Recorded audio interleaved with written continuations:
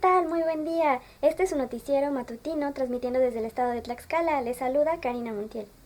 Hola, ¿qué tal? Muy buenos días a todos. Hoy es miércoles 17 de abril del 2013. Bienvenidos a las noticias. Los saluda Sofía Espejel. Comenzamos con la noticia que ha acaparado la atención en estos últimos días, el tan sonado decreto IMEX. Comenzaremos dándoles a conocer qué es el decreto IMEX. Para esto enlazaremos a nuestro compañero y reportero Marco Antonio Márquez Juárez. Muy buenos días, Sofía, muchas gracias por el enlace, un saludo muy especial para ustedes. Bueno, de acuerdo con la Secretaría de Economía, el IMEX es un instrumento que te permite importar mercancías de manera temporal para estas ser procesadas en el país y bueno, pues es para someterlas a un proceso industrial o de servicios en el cual se aplica lo que es su transformación de las mismas.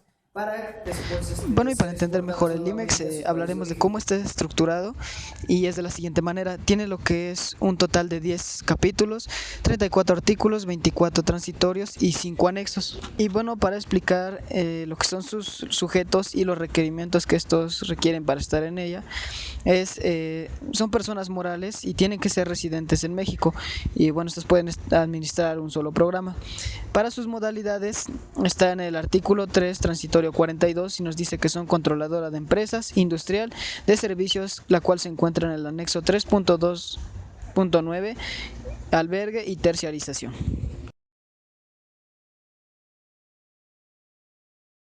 Gracias, Marco. Entonces, a las operaciones que se realizan en el decreto IMEX, ¿se les aplica el pago de impuestos? Es una pregunta muy interesante, Karina, pero no, estas importaciones no cubren lo que son el impuesto general de importaciones, ni tampoco lo que es el impuesto al valor agregado, ni las cuotas compensatorias. Estas importaciones están libres de estos impuestos. Bueno, muchas gracias por la oportunidad. Regresamos con ustedes al estudio.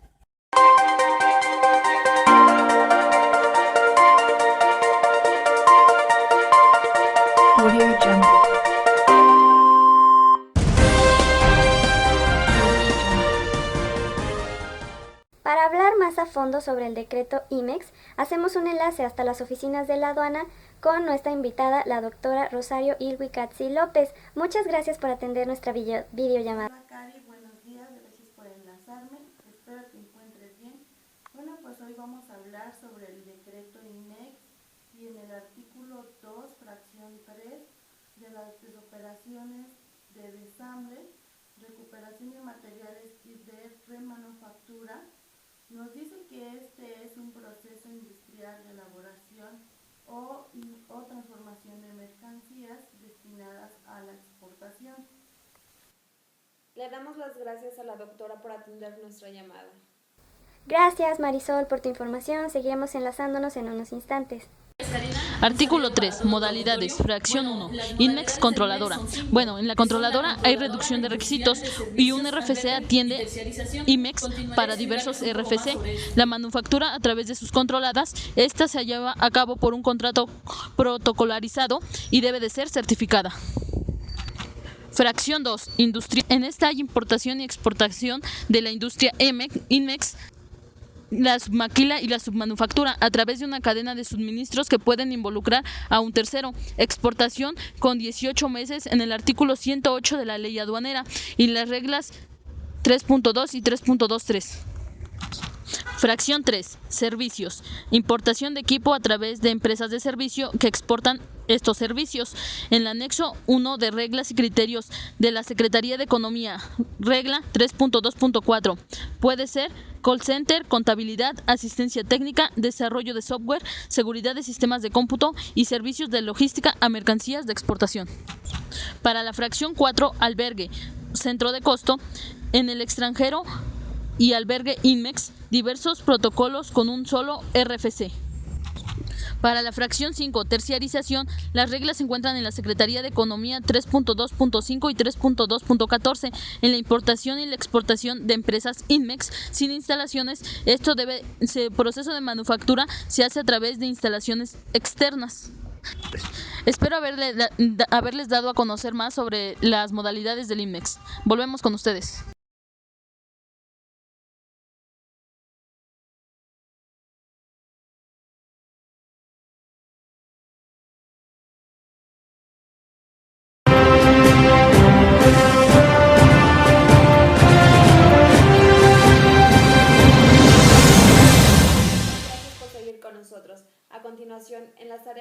nuestra compañera que está reportando desde el SAT Federal. Marisol, te escuchamos, por favor. Hola, buenos días, mi queridísima Sofía. Estamos dentro de la recepción del SAT Federal. Nos comunican que los causantes del arancel estarán integradas en el artículo 52, donde nos dicen que estarán obligadas a este pago de impuestos al comercio exterior las personas morales y físicas que introduzcan mercancías al territorio nacional o las extraigan del mismo, incluyendo que esté bajo algún programa de devolución o diferimiento de aranceles. También nos indican que el pago de este arancel de importación que se retornen al extranjero se encontrará en el artículo 63A, en el cual dice que quienes introduzcan mercancías al territorio nacional bajo algún programa de diferimiento o devolución de aranceles estarán obligados al pago de este impuesto al comercio exterior al que le corresponda. Bueno, Sofía, esta es hasta el momento la información que te tenemos. Disculpa, Marisol, ¿y qué información nos tienes para el momento del pago de aranceles? Bien, Sofía, en cuanto a esa pregunta sobre el pago de los aranceles, nos comunican que este será al instante de su importación, ya sea directamente o virtual, como lo manejen las personas. Al minuto también de la exportación o del retorno de esta mercancía, ya sea directa o virtual. Y otro punto, que dentro de los 60 días naturales posteriores a la exportación, y bueno, aquellos que quieran hacer este tipo de transferencias temporales de importación, pongan mucha atención porque en este nos basaremos en el artículo 105, donde nos dice que la propiedad o el uso de las mercancías destinadas a algún régimen de importación temporal no podrá ser objeto de transferencia o enajenación, excepto entre las maquilas, las empresas con programas de exportación autorizadas por la Secretaría de Comercio y Fomento. Hasta ahorita son igual los últimos datos que tenemos. Gracias, Marisol, por tu información. Seguiremos enlazándonos en unos instantes.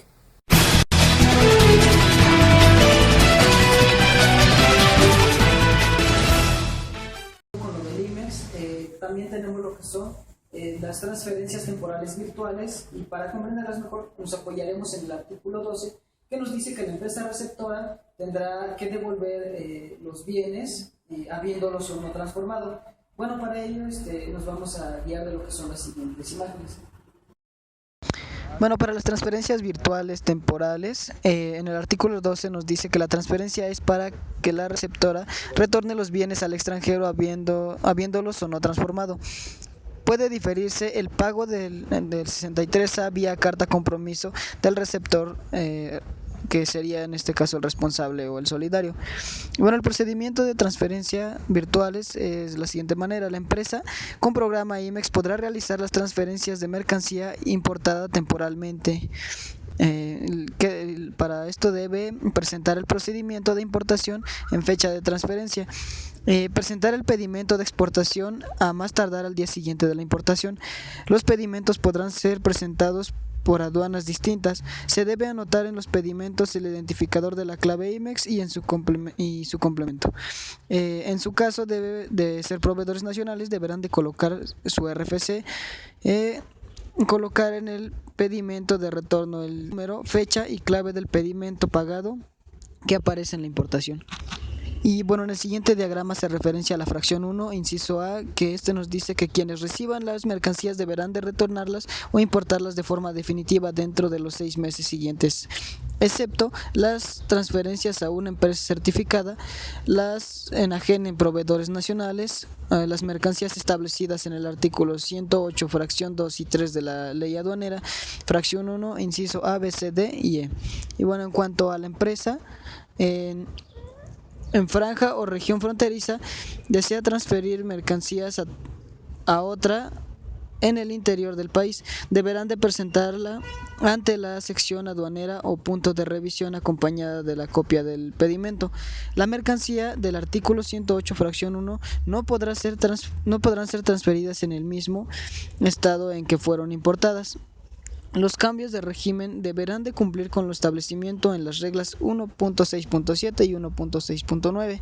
La transferencia de mercancías solo amparará un solo transporte hasta 25 toneladas, salvo cuando apliquen los consolidados de la fracción 1, inciso B, que son la de operación consolidada, apertura del pedimento en la primera transferencia con información, origen, destino, claves, etcétera, declaración en facturas, presentación de pedimento consolidado, importación y retornos, plazos extemporáneos por un mes, y en la fracción 1 inciso B que dice invalidez de operación, no presentación de tiempo, no transmisión de datos, existan diferencias entre pedimento, traslados indebidos de temporales, enajenación en México por la ley del IVA. Muchas gracias por seguir con nosotros. A continuación, enlazaremos a nuestra compañera. Muchas gracias, Sofía. El día de hoy analizaremos el artículo 27, causales de cancelación de importación-exportación. Como su nombre lo indica, el incumplimiento en algunos de estos decretos impedirá la importación o exportación. Pero bueno, analicemos más a fondo cada uno de estos puntos. En primer lugar, encontramos incumplimiento al decreto. Como número 2, falta de documentación aduanera, legal de existencia o una tenencia mayor a 400,000 pesos. Como tercer lugar, no localización del domicilio o inexistencia del mismo. Como cuarto lugar, no localización de las temporales en el domicilio registrado. Como quinto lugar, encontramos determinación del SAT de que la mercancía exportada no ingresó al país destinado. Como sexto lugar, localizamos documentación alterada, inexistente o falsa. Como séptimo lugar, encontramos eliminación del RFC o falta de declaración. Y por último, en el octavo lugar, encontramos la vinculación de socios o inversionistas al INVEX. Eso es todo por el día de hoy. Regresamos con ustedes. Que tengan un muy buen día. Gracias, Tania, por tu información. Te mandamos un saludo desde el estudio. Ahora nos enlazaremos con nuestro corresponsal, quien se encuentra con la licenciada Iraida Salas, quien le hará una pequeña entrevista para conocer lo nuevo acerca de la cancelación, de las causas de cancelación. Adelante. Muchas gracias, Karina. Licenciado Salas, tenemos algunas dudas respecto a este tema y para resolverlas tenemos una experta en comercio exterior. Buen día, pues muchas gracias a ustedes por la invitación a este importante espacio. ¿Nos podría decir cuáles son las causas de la cancelación?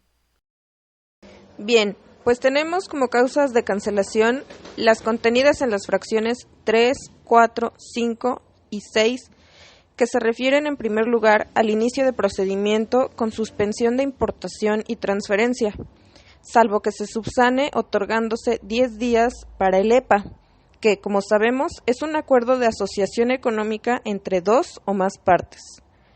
Ahora bien, las fracciones 2, 5 y 6 requieren resolución única y definitiva del SAT para su inicio, dando una resolución en 3 meses a partir de la notificación del mismo. Pregunta, ¿y para quienes no procede dicha cancelación? Pues es una pregunta muy interesante. Para todas aquellas empresas certificadas o IMEX con más de 5 años, 500 empleados y $20 millones de importación temporal, no procederá el inicio de cancelación por diferentes causas. Una de ellas puede ser por primer error de emisión que no sea superior al 15% de sus ingresos netos del año anterior, o bien por omisión si se subsana a los 10 días. Oh, vaya, ¿y existe alguna penalización? Sí, claro que existe penalización. Esta puede llegar a ser hasta por 5 años y se encuentra fundamentada en las fracciones 3, 4, 5, 6 y 8 por autorización de autocancelación o suspensión o por anulabilidad del programa por documentación falsa. Bien, ¿y cómo se determina el valor de las mercancías? Bueno, las IMEX podrán determinar el valor provisional de la mercancía, en primer lugar, cuando tomen como base el valor del seguro de transporte o cualquier otro elemento objetivo. En segundo lugar, cuando usen el identificador VP en el pedimento. Sabemos que este identificador es para importaciones temporales. Como tercer lugar tenemos cuando no se entregue la manifestación de valor al agente aduanal. Y por último, cuando no se pague el impuesto general de importación justo en ese momento. Sin duda, un tema muy interesante y demasiado amplio. Le agradecemos que hoy nos haya compartido su conocimiento. Les agradezco a ustedes. Hasta pronto. Muchas gracias por habernos acompañado este día. Esto fue todo y esto fue su noticiero matutino. Nos vemos el día de mañana. Hasta luego.